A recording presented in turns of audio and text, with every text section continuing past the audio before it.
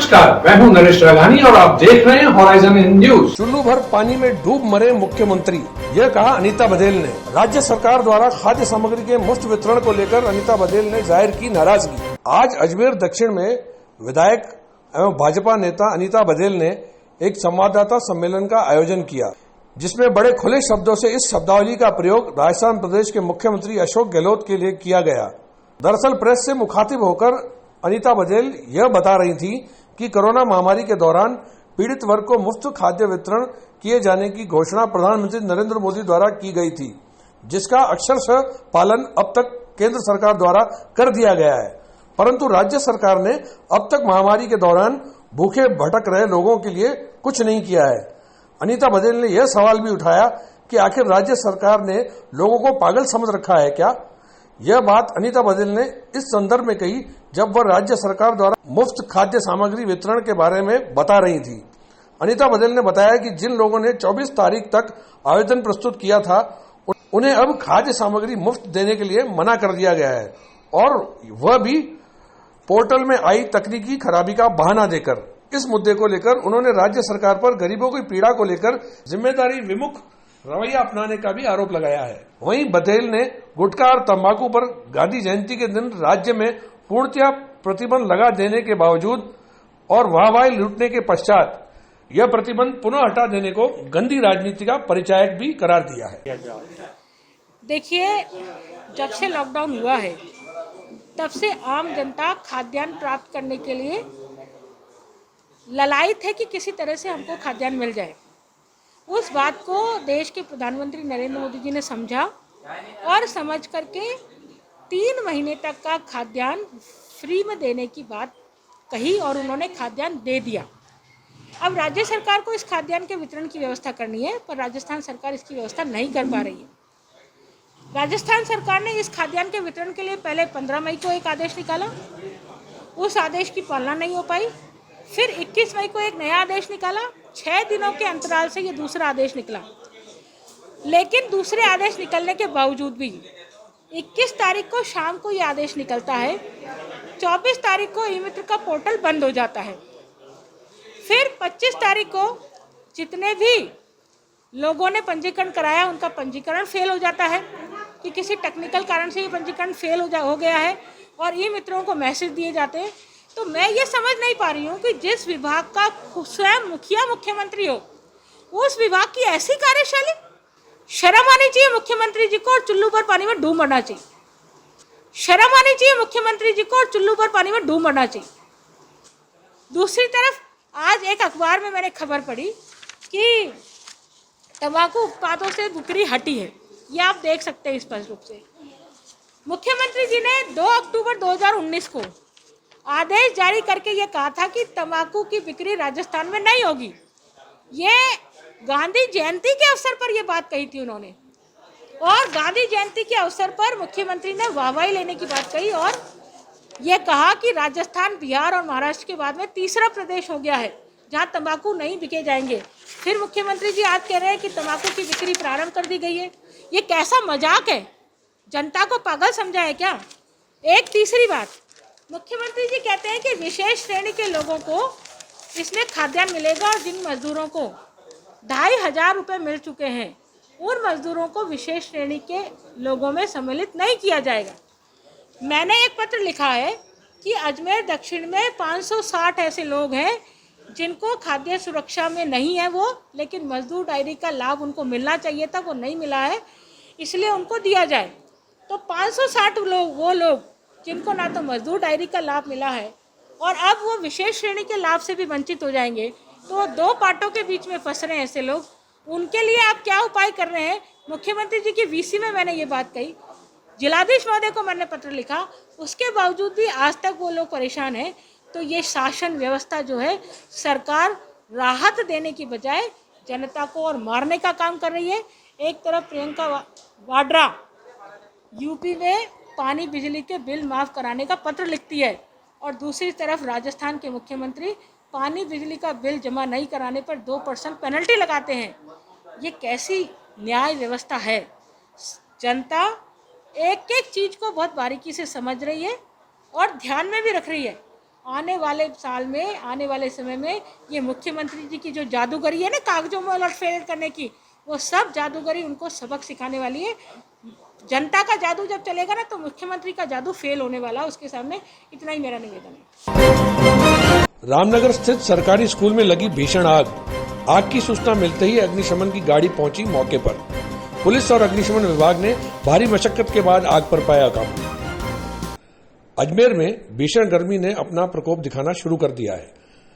अजमेर में आज पारा 44 डिग्री तक नापा गया है।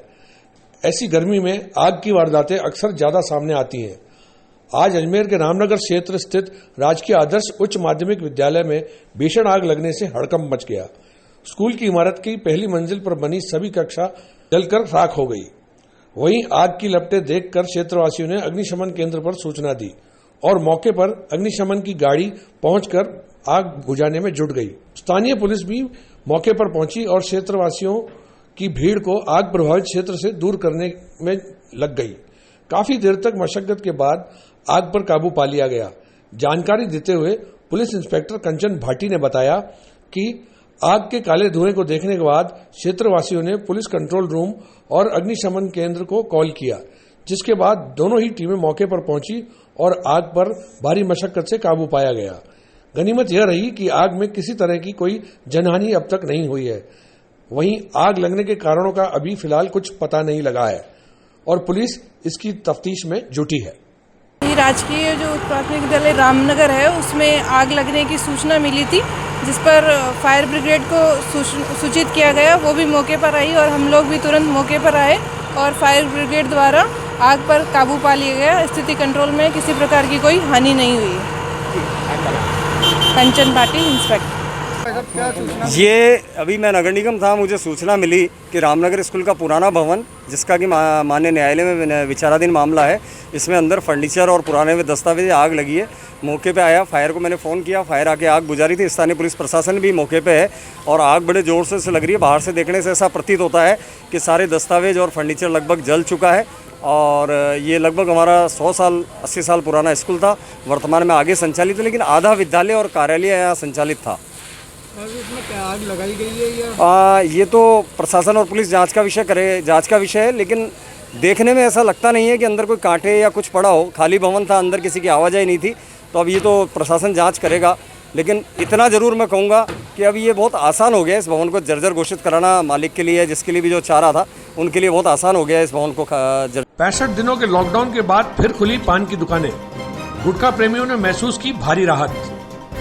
कोरोना महामारी के चलते अजमेर जिले में लगभग 65 दिनों का लॉकडाउन रहा है और इस लॉकडाउन के चलते सरकार के निर्देश अनुसार पान, गुटखा, बीड़ी, तंबाकू इत्यादि पदार्थों की दुकानें इतने लंबे अंतराल तक पहली बार बंद हुई हैं, जिसकी पीड़ा गुटखा प्रेमियों ने अंतर्मन से महसूस की है। इस अंतराल के चलते जिसको आज बड़े खुले शब्दों में मीडिया के सामने गुटखा प्रेमियों ने और गुटखा बेचने वालों ने स्वीकार किया है। वहीं पर गुटखा बेचने वालों में खुशी के मारे एक दुकानदार तो यह तक बोल पड़ा कि अब तो जनता को नॉर्मल रेट पर ही गुटखा बेचना पड़ेगा। किस तरीके से आज जो आदेश आए गुटखे पान की दुकान में, क्या कहना चाहोगे? भाई अब ग्राहक को रेट से देना ही पड़ेगा माल, क्योंकि इतने दिनों से दुकानें बंद थी, बेचारे ग्राहक परेशान हो रहे थे। अब तो उनको राहत मिली है, हमको भी राहत मिली है। 65 दिन से दुकान बंद था, अब दुकान खोली है, अब सबको माल मिल रहा है। जैसे हमको मिल रहा है आगे से वैसे हम दे रहे हैं। रेट में दे रहे हैं आप? हाँ, रेट तो वैसा कंट्रोल रेट बेचनी पड़ेगी। दुकान खुलने का मतलब है। लोग आ रहे हैं, ग्राहक आ रहे हैं? बिल्कुल ग्राहक आ रहे हैं। आपका नाम है? मेरा नाम हरीश है, कहाँ है? मदार गेट पे। चालू हुए, क्या कहना चाहोगे? भाई जिस हिसाब से 2 महीने से लॉकडाउन की वजह से दुकानें बंद थी, उस हिसाब से ग्राहकी में तो थोड़ी बहुत मारामारी हुई है। क्या डिमांड है, लेकिन क्या है कि माल है नहीं, अब क्या करें। पान है हमारे, पान भी हमारे ख़राब हो चुके हैं। क्या अब जब तक नए सिरे से पान आएंगे तो उस हिसाब से धंधा चालू होगा। जब तक हमारा ये चिप्स, कुरकुरे वगैरह, कोल्ड ड्रिंक्स वगैरह है, उसी से ही काम चला रहे हैं। क्या तो क्या है, जैसे क्या मानते हो किस कब तक ये जैसे वापस पान गुटखा बीड़ी वापस कैसे बिकना चालू हो जाएगा? कैसे आप लोग ऑर्डर दे रहे हो, क्या करते हो? भाई ऑर्डर तो हम उस हिसाब से जब दुकान खुलेंगी तो उस हिसाब से अपना ऑर्डर देंगे। सफाई वगैरह चालू है? अभी तो फिलहाल सफाई वगैरह चालू है। पुराना जो माल था कैसे खराब हुआ है अंकल आपका? ख़राब तो बहुत हुआ, हमारा करीब 5-7 हज़ार रुपये का नुकसान हुआ है। क्या क्या खराब हुए उसमें? जैसे पान खराब हुए हैं, थोड़े बहुत गुटखे खराब हुए। क्या तो अभी ग्राहक आने लग गए हैं? अब ग्राहक आने लग गए हैं धीरे धीरे। ग्राहकों की क्या डिमांड रह रही है अंकल? जैसे ग्राहकों की डिमांड वही है, गुटखे, बीड़ी, सिगरेट, पान की। क्या लेकिन क्या है कि चीज़ अवेलेबल है नहीं, क्या करें, इसीलिए मजबूरन हमारे पास जो आइटम है हम वही बेच रहे हैं। आपका नाम? मुकेश। अंकल क्या मानते हो, 2 महीने से दुकानें बंद थी, आज दुकानें गुटखे पानी जी हाँ, कैसा लग रहा है? अभी साहब अब जो 2 महीने बाद दुकान खुलेंगी तो उसका क्या हाल हुआ होगा। यहाँ तो रोज़ कुआं खोदो, रोज़ पानी पियो, वो वाला हिसाब था। अब 2 महीने के लॉकडाउन में रहे तो उसके बाद में तो हमारा क्या हाल, बहुत बुरा हाल है यहाँ। किस तरह का माल आपका खराब हुआ? क्या बहुत पान के पत्ते वगैरह रखे हुए थे अंदर। हाँ, कम से कम 5-6 हज़ार के पान सड़ गए। और अपने ये जो कच्चा माल जो था वो पूरा ख़राब हो गया। कुल मिला करके 10-15 हज़ार रुपये का नुकसान हुआ। और अब खोला है दुकान को, अब इसके माल की अभी पूरी श्योरिटी भी नहीं है कि माल मिलेगा, कहाँ से मिलेगा, क्या, अभी सब पूरा कुछ अस्त व्यस्त है अभी कुछ। अभी किस तरह से ग्राहक आने लगे हैं? क्या अब ग्राहकों की तो अब आवक तो है, लेकिन अब माल उस हिसाब से होगा तो हम बेचेंगे उस हिसाब से। क्या मानते हो, जो पुराना माल था वो तो दिए जा रहा है? वो तो अब दे दिए हमने, आते ही बस कस्टमरों ने बस लेना शुरू कर दिया। जो माल था हमने तो निकाल दिया अपने साथ। किस तरह से लिए कस्टमर ने ज़्यादा लिए मात्रा में? हाँ, ज़्यादा मात्रा में भी लोगों ने उठाया। जिसको एक की ज़रूरत थी तो उसने 2, 4, 5 मांग लिए, ऐसे करके ले जा रहे थे। नाम आपका नाम? मेरा नाम हरीश, उंदल पान हाउस। कोरोना महामारी के चलते अजमेर जिले का बीड़ी व्यापार अंधकार में, श्रमिकों के सामने छाया है रोजी रोटी का संकट। देश भर में कोरोना संक्रमण का खतरा अब भी लगातार बरकरार है। वहीं बात करें बीड़ी व्यापार की तो अब तक बीड़ी व्यापार को राहत प्रदान नहीं की गई है। अजमेर शहर में बीड़ी व्यापार का धड़ल्ले से कार्य होता है, लेकिन कोरोना का डंक इस व्यापार से जुड़े उन लोगों पर पड़ रहा है जो मजदूर वर्ग से जुड़े हैं। बीड़ी श्रमिकों ने अपना दर्द बयां करते हुए कहा कि अब यह व्यापार फिर से शुरू होगा कि नहीं, क्यों इस पर संशय है, क्योंकि जिस तरह से सरकार द्वारा धूम्रपान पर पूर्णतः प्रतिबंध लगा दिया गया है, उसे देखते यह स्थिति बड़ी चिंताजनक है। एक श्रमिक लगभग 250 रुपये मेहनताना प्रतिदिन का कमाता है। यदि उसका परिवार बड़ा है तो वह सबकी मदद से 600 रुपये भी कमा सकता है, लेकिन अब उस परिवार के लिए सामने आर्थिक संकट खड़ा दिखाई देता है। सुशीला, माँ क्या काम करते हो आप? मैं बीड़ी का काम करती हूँ, लेकिन अभी जब से ये कोरोना चला, जब से तो हम बिल्कुल परेशान हो रहे हैं। 60 रुपये कमाती थी वो भी गए। अब हमारा तो घर इसी से चलता है, अब इधर उधर भाग रहे हैं हम। क्या स्थिति खराब हो गई आपकी? बहुत बुरी, बहुत घर की स्थिति ऐसी खराब हो गई। अब मैं तो अकेली हूँ, मैं कहाँ जाऊँ, 70 साल की हूँ, 2 साल का। कितने लोग हैं आपके घर में? कितने लोग? मैं अकेली रहती हूँ, अकेली रहती हूँ। कितना कमा लेते हैं आप? मैं 60 रुपये रोज कमाती हूँ, 2 दिन में देती थी, वो भी खत्म हो गया। ठीक है। हाँ आंटी बताइए, आप कितने साल से बीड़ी बना रहे हैं? 25-30 साल से बना रही हूँ। अभी क्या लॉकडाउन की वजह से कितना मतलब बहुत परेशानी हो गई। एक टाइम खाना दे दे के जाते थे, जब तो खाते थे हम। कितने रुपए कमा रहे थे? 2 दिन में 120 रुपये कमाते, जिस दिन वो कमाते जिस दिन कमाते। एक दिन में कितने बीड़ी बना रहे थे? 500 बड़ी 60 रुपये की। तो फिर अब क्या इससे सीए कैसे चलता है? कोई परेशानी है पूरी, बीड़ी अगर ले तो देखा हो, नहीं तो बैठे रहे। फिर अच्छा, कोई रोज पैसा भी टेंशन नहीं आ रहा? नहीं, कोई 10 पैसा भी नहीं आ रहा कहीं से भी। अकेले रहती हूँ मैं भी, मेरे इस तरह मेरे बच्चे तो मेरी माँ के पाले तो उधर रहते हैं। अच्छा, इसलिए नाम बताओ। शकुंतला। बीड़ी व्यापारी हेमंत भाटी ने जानकारी देते हुए बताया कि राजस्थान की बात की जाए तो 90,000 लोग इस बीड़ी व्यापार से प्रत्यक्ष या अप्रत्यक्ष रूप से जुड़े हैं, जिनका घर का खर्चा इस उद्योग से ही चलता है। अब ऐसे लोगों के सामने बड़ा संकट खड़ा हो चुका है। वहीं राजस्थान के अजमेर में कोली समाज का एक बहुत बड़ा हिस्सा है जो इस बीड़ी व्यापार से सीधा जुड़ा है। जिस तरह से पहले धारा 144 राजस्थान के अंदर शुरू हुई थी, उसके बाद जनता कर्फ्यू लगा, उसके बाद लॉकडाउन को बढ़ा दिया गया और वो आज चौथे फेज़ में चल रहा है। तब से लेकर बीड़ी के प्रोडक्शन पर पूरी तरह से पाबंदी लगी हुई थी, जिसका घोर संकट मज़दूरों के ऊपर आ गया है। जो कारीगर इससे जुड़े हुए थे वो आज अपने घर बैठे हुए हैं और धंधा पूरा चौपट हुआ है। अच्छा, अजमेर की अगर हम बात करें तो इस व्यापार से कितने लोग जुड़े हैं और किस समाज से जुड़े हैं?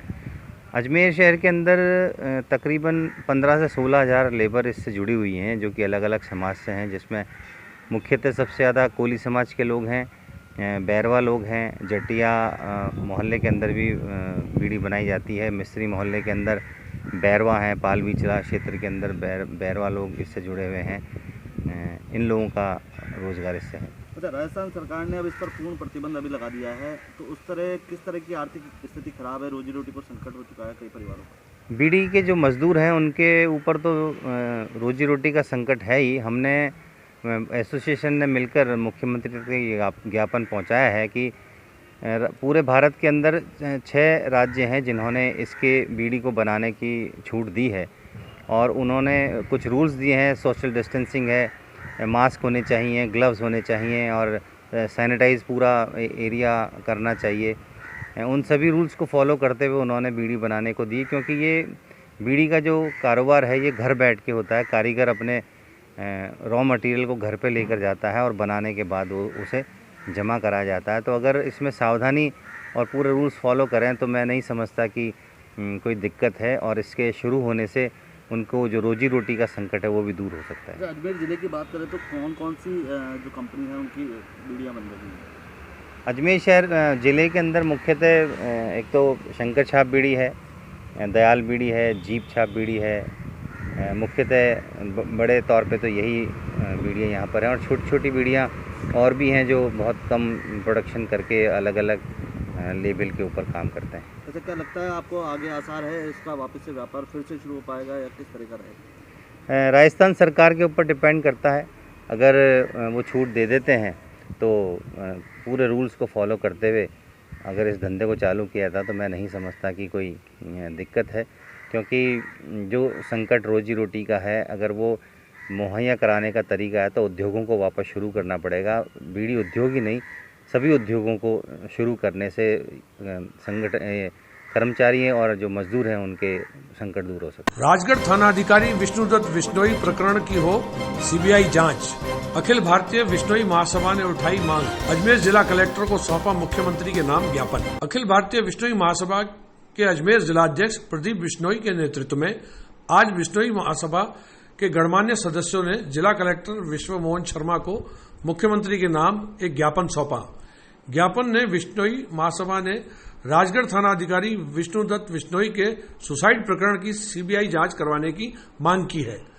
अजमेर जिला अध्यक्ष प्रदीप बिश्नोई ने बताया कि वह विष्णुदत्त बिश्नोई को निजी जीवन में बहुत अच्छी तरह से जानते थे।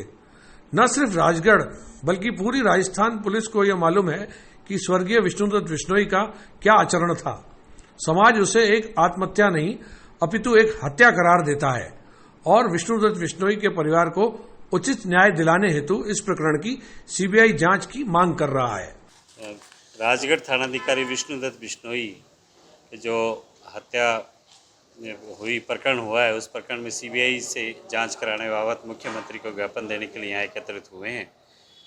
मैं अजमेर बिश्नोई महासभा का अजमेर जिलाध्यक्ष हूँ और आप सदस्यगण और अधिकारीगण हैं, और क्योंकि मैं पर्सनल उनसे वाकिफ़ हूँ, मेरे कज़िन हैं, उनके साले जी लगते थे और मैंने उनको हमेशा से देखा है। वो बहुत ही कर्तव्य निष्ठावान व्यक्ति रहे हैं और जग जाहिर भी है, पूरा समुदाय जानता है, राज्य का प्रत्येक व्यक्ति जानता है कि वो जहाँ जहाँ रहे उन्होंने हमेशा कानून की ही बात कही।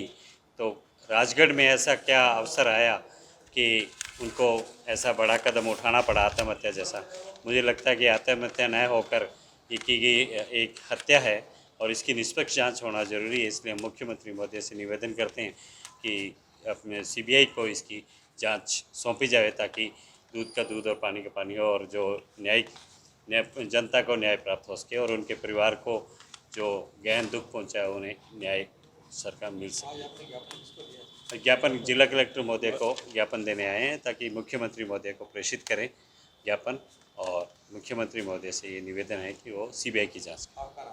मेरा नाम प्रदीप बिश्नोई, एडवोकेट सुमन। पुष्कर क्षेत्र के भाजपा कार्यकर्ताओं ने उठाई बिजली के बिल माफ करने की मांग। मुख्यमंत्री अशोक गहलोत के नाम जिला उपखंड अधिकारी को आज सौंपा ज्ञापन। धार्मिक नगरी पुष्कर विधानसभा से आज भाजपा के सैकड़ों कार्यकर्ता जिला कलेक्ट्रेट कार्यालय पहुंचे। भाजपा के नरवड़ मंडल अध्यक्ष कन्हैयालाल यादव के नेतृत्व में अपना 10 सूत्रीय मांग पत्र मुख्यमंत्री के नाम जिला कलेक्टर को सौंपा। भाजपा कार्यकर्ताओं ने जानकारी देते हुए बताया कि कोरोना महामारी में आम जनता काफी परेशानी का सामना कर रही है। लोगों के काम धंधे भी बंद हो चुके हैं, उस पर उन्हें बिजली पानी के बिलों की मार झेलनी पड़ रही है। भाजपा कार्यकर्ताओं ने सरकार से मांग की है कि सरकार जल्द से जल्द ये सभी बिल माफ करने की कोई योजना बनाए और घोषणा करे। महामारी के इस दौर में आम जनता को इस राहत की बहुत आवश्यकता है। आज भारतीय जनता पार्टी पुष्कर विधानसभा से 2 मंडल, नरवर मंडल और खोड़ा गणेश मंडल के हम दोनों अध्यक्ष हैं। हम लोग एसडीएम उपखंड अधिकारी महोदय को हमने ज्ञापन दिया है, खास तौर से पानी बिजली के जो बिल हैं और जो इंडस्ट्रीज़ को जो इन्होंने बिल भेज दिए हैं बिना रीडिंग के, और पिछली बार से ज़्यादा बढ़ा करके इन्होंने बिल भेज दिए, जबकि 2 महीने तक इंडस्ट्री पूरी बंद पड़ी थी। उसमें भी इन्होंने जो चार्जेज होते हैं उनके फिक्स चार्ज वगैरह और जो कई तरह के फ्यूल चार्ज वगैरह जो सरचार्ज वगैरह होते हैं वो सारे जोड़ करके इन्होंने भेज दिए हैं। इस चीज़ के विषय में ध्यान आकर्षित करने के लिए आज हमने ये ज्ञापन दिया है, जिसमें हमारा पहला मुद्दा था पानी बिजली बिल और इंडस्ट्री और घरेलू कनेक्शन के 3 महीने के जो बिल हैं वो सरकार माफ़ करे। पहला हमारा मुद्दा ये था। दूसरा हमारा है सरकारी बीएलओ द्वारा जो खाद्य सामग्री बांट रहे हैं, ये इसके अंदर मोनोपोली कर रहे हैं। ये लोग जब ये कहते हैं कि हम लोग जो है फ़ोन कर करके उपभोक्ताओं को बुला रहे हैं, जबकि किसी को फ़ोन नहीं किया जा रहा है। अपनी मनमर्जी से आ रहे हैं, बैठे हैं, आराम से बांट रहे हैं, कोई ध्यान नहीं दे रहे हैं इसकी तरफ। तीसरा हमारा मुद्दा था निजी विद्यालयों की जो 3 महीने की जो फीस है वो माफ़ की जाए, क्योंकि 1 दिन की भी पढ़ाई हुई नहीं है, एग्ज़ाम तक नहीं हुए, उसके पहले लॉकडाउन हो गया। इसलिए हमारी मांग है कि 3 महीने की फीस माफ़ की जाए। चौथा है केंद्र सरकार द्वारा जो 2-3 कैटेगरी और रह गई थी, जिसमें एक जिम संचालक मुख्य है, और आने वाले समय में भी जिम संचालक 2-3-4 महीने तक अपना जिम नहीं खोल पाएंगे, तो उनके सामने भी आजीविका का संकट है। इसलिए हमारी मांग है कि उनको भी जो 2,500 रुपये की जो योजना सरकार दे रही है भत्ता देने की, उसमें उनको भी शामिल किया जाए। बस मेन मुद्दा हमारा यही है बिजली का। बिजली के बिल जो बिना रीडिंग के और पिछले बिल के आधार पर एवरेज बिल बना करके उन्होंने भेज दिया बिना रीडिंग के, जो कि सरासर गलत है। और अशोक गहलोत जी को भी की भी बाइट आई थी, माननीय मुख्यमंत्री जी ने कहा था कि इनके बिजली के बिल माफ़ किए जाएंगे 2 महीने के, वो भी माफ़ नहीं किए गए। तो इसलिए हमारी मुख्य मांग ये है कि बिजली के बिल जरूर माफ़ किए जाए। किसको दिया ज्ञापन? ज्ञापन हमने उपखंड अधिकारी महोदय को दिया है। कन्हैयालाल यादव बोल रहा हूँ मैं, नरवर मंडल अध्यक्ष, साथ में सुरजीत सिंह रावत, खोड़ा गणेश मंडल। राजस्थान नर्सिंग एसोसिएशन ने काली पट्टी बांधकर किया सरकार के विरुद्ध प्रदर्शन। नर्स के पदनाम को बदलकर केंद्र सरकार के नियमानुरूप वेतन भत्तों के भुगतान की उठाई मांग। राजस्थान नर्सिंग एसोसिएशन के बैनर तले काली पट्टी बांधकर प्रदर्शन पूरे प्रदेश में काफी समय से जारी है, जिसके दूसरे चरण के 5वें दिन आज अजमेर में नर्सिंग कर्मियों ने एक दूसरे को काली पट्टी बांधकर सरकार के विरुद्ध शांतिपूर्वक प्रदर्शन किया। राजस्थान नर्सिंग एसोसिएशन के अजमेर जिलाध्यक्ष गंगा सिंह जाटव ने बताया कि नर्सिंग कर्मचारियों की सरकार से यह मांग है कि नर्स का पद नाम चेंज किया जाए। नर्स ग्रेड 2 की जगह नर्सिंग ऑफिसर और नर्स ग्रेड 1 की जगह सीनियर नर्सिंग ऑफिसर माना जाए तथा केंद्र सरकार के वेतनमान के समान उन्हें भी वेतन भत्ता दिया जाए। वहीं पर विगत 28 अप्रैल को सरकार द्वारा संविदा नर्सिंग कर्मियों को जो नियुक्तियों के आदेश जारी किए गए हैं, उसे अस्थायी नियुक्ति माना गया है। आदेश में न तो नर्सिंग कर्मियों के प्रोबेशन काल का कोई निर्धारण है, न नियमित नियुक्ति की कोई स्थायी बात है। नर्सिंग कर्मियों ने इस आदेश का सरकार और स्वास्थ्य विभाग द्वारा पुनर्अवलोकन करने की मांग उठाई है और नर्सिंग कर्मचारियों के हित में उन्हें 29 अप्रैल की ज्वाइनिंग डेट डालकर स्थायी आदेश जारी किए जाने की बात कही है। राजस्थान नर्सेज एसोसिएशन के बैनर तले प्रदेश आह्वान पर प्रदेश अध्यक्ष श्री खुशीराम जी मीणा के नेतृत्व में पूरे प्रदेश में सीएससी, पीएससी व मेडिकल कॉलेजों में काली पट्टी बांधकर काली पट्टी का दूसरा चरण का 5वां दिन है। सरकार से हमारी मांग है कि नर्सेज का पदनाम चेंज किया जाए। नर्स ग्रेड 2 की जगह नर्सिंग ऑफिसर व नर्स ग्रेड प्रथम की जगह सीनियर नर्सिंग ऑफिसर माना जाए तथा केंद्र के समान हमको वेतन भत्ता दिया जाए। दूसरी मांग हमारी यह है कि जो अभी 28 अप्रैल को विभाग ने एक संविदा कर्मचारियों को नियमित करने के लिए एक आदेश जारी किया था, वो आदेश में अभी एक तरह से टेम्परेरी ज्वाइनिंग मानी गई है। उसमें ना तो प्रोबेशन का निर्धारण किया गया है, ना नियमित नियुक्ति का डेट निर्धारण किया गया है। तो उसके लिए हम चाहते हैं कि विभाग एक आदेश जारी कर इनका 29 अप्रैल से ज्वाइनिंग डेट मानी जाए तथा उनका प्रोबेशन काल जारी किया जाए। गंगा सेन जाटव, जिलाध्यक्ष राजस्थान नर्सेज एसोसिएशन, जिला शाखा अजमेर। खबरें विस्तार से पढ़ने के लिए लॉग इन करें horizon.in.com। सच के साथ।